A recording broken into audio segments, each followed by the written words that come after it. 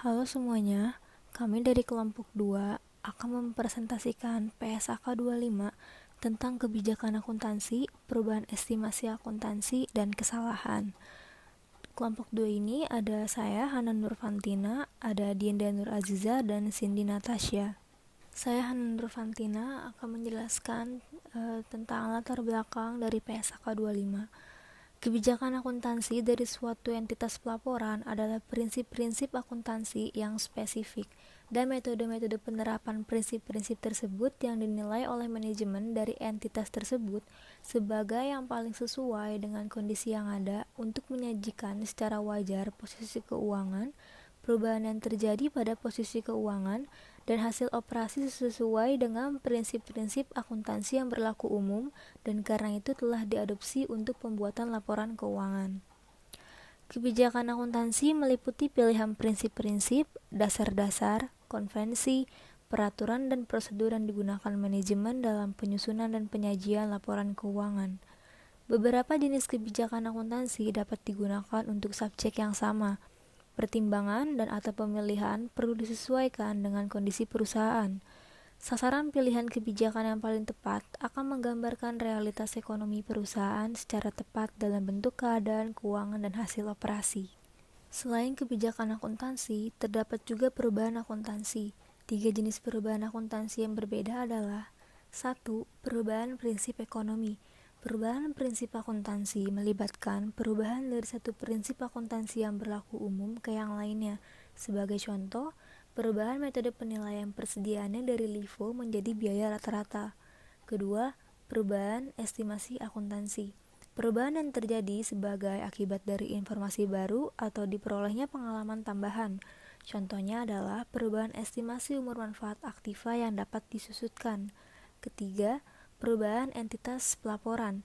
Perubahan dari pelaporan sebagai satu jenis entitas ke jenis entitas lainnya. Sebagai contoh, perubahan anak perusahaan spesifik dalam satu kelompok perusahaan di mana laporan keuntungan konsolidasi disusun.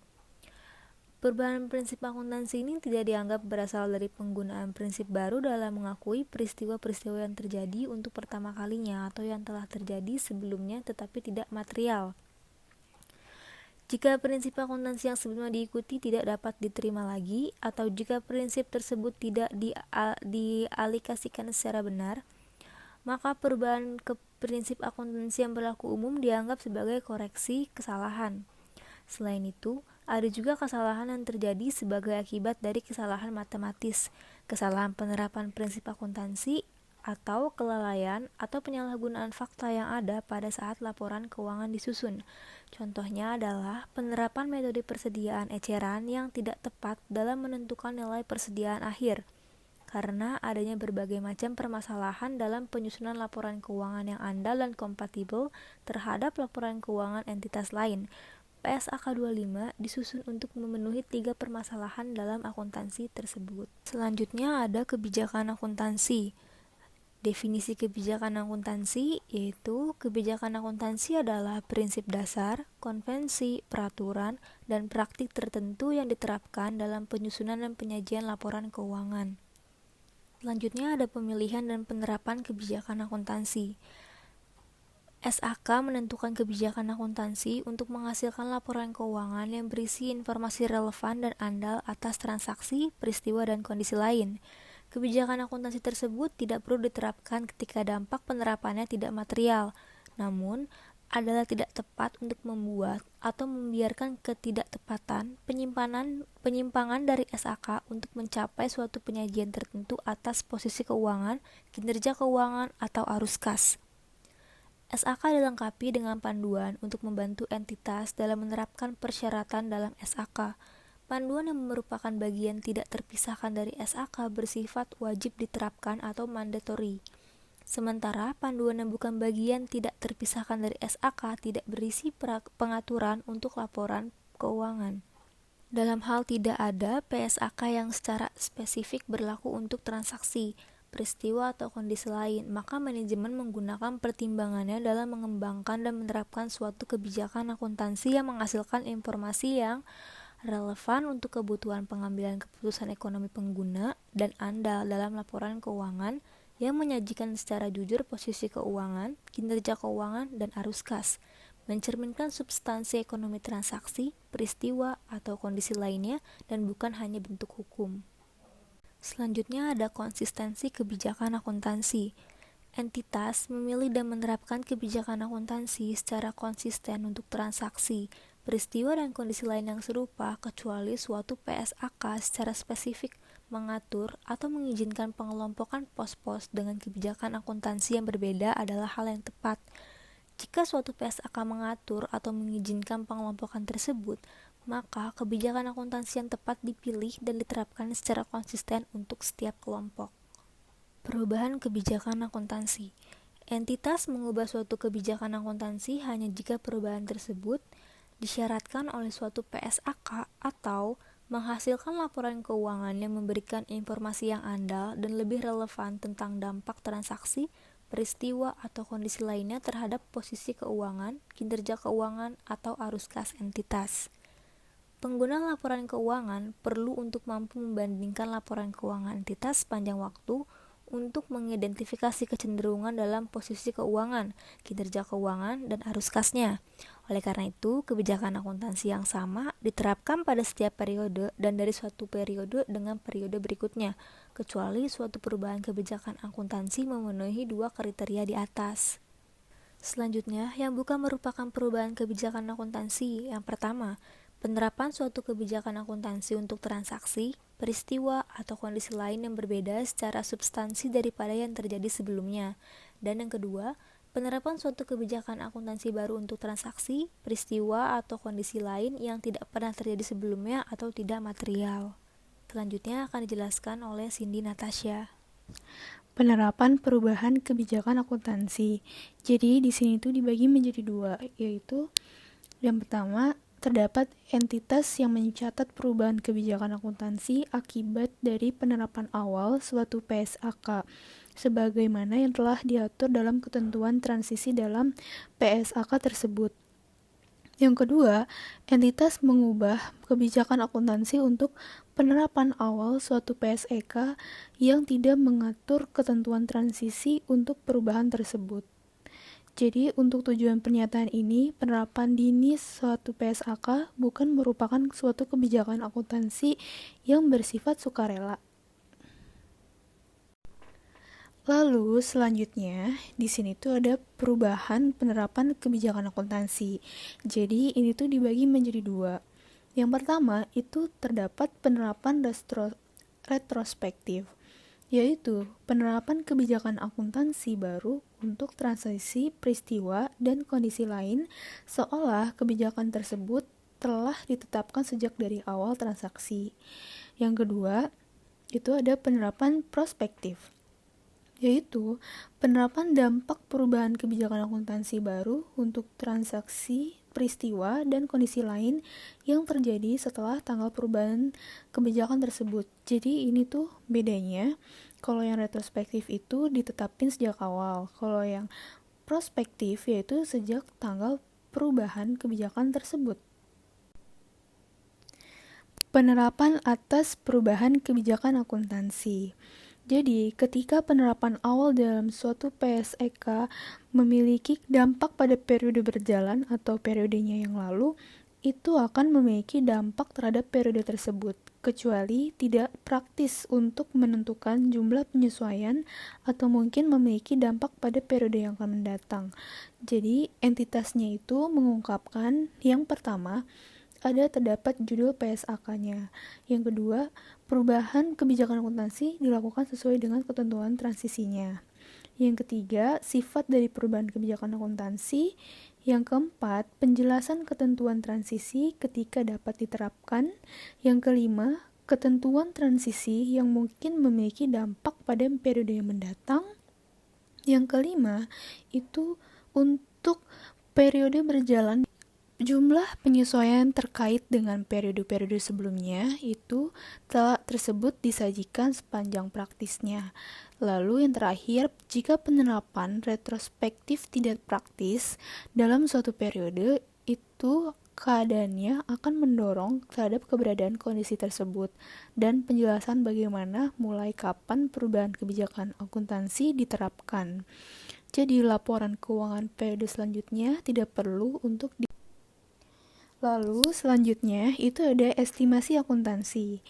Dampak perubahan estimasi akuntansi diakui secara prospektif dalam laporan lapor rugi, yaitu pada periode perubahannya jika dampak perubahannya itu hanya pada periodenya. Yang kedua, periode perubahan dan periode yang akan mendatang. Yang ketiga, sepanjang perubahan estimasi akuntansinya mengakibatkan perubahan aset dan liabilitas atau terkait dengan suatu pos ekuitas.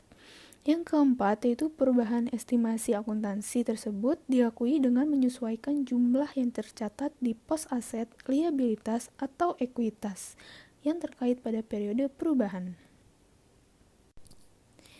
Nah, lalu, sebagai akibat ketidakpastian yang melekat dalam aktivitas bisnis, banyak pos dalam laporan keuangan itu tidak dapat diukur dengan tepat, tetapi hanya bisa diestimasi.